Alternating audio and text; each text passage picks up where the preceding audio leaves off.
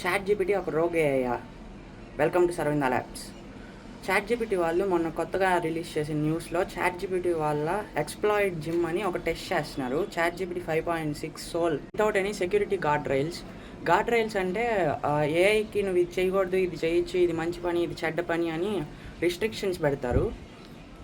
అవి gourd rails అంటే ఆ గార్డ్ రైల్స్ లేకుండా చాట్‌జీపీటీ వాళ్ళు ఒక శాండ్ బాక్స్‌లో చాట్‌జీపీటీ 5.6ని టెస్ట్ చేసేటప్పుడు ఎక్స్‌ప్లాయిట్ జిమ్ అని ఒక బెంచ్ మార్క్ టెస్ట్ చేసేటప్పుడు దానికి ఒక క్వశ్చన్ ఇస్తే శాండ్ బాక్స్ని క్రాక్ చేసి ఇంటర్నెట్కి కనెక్ట్ అయ్యి 0 డే వల్నరబిలిటీతో హగ్గింగ్ ఫేస్లోకి వెళ్ళి ఆ ఆన్సర్ని తీసుకొచ్చింది.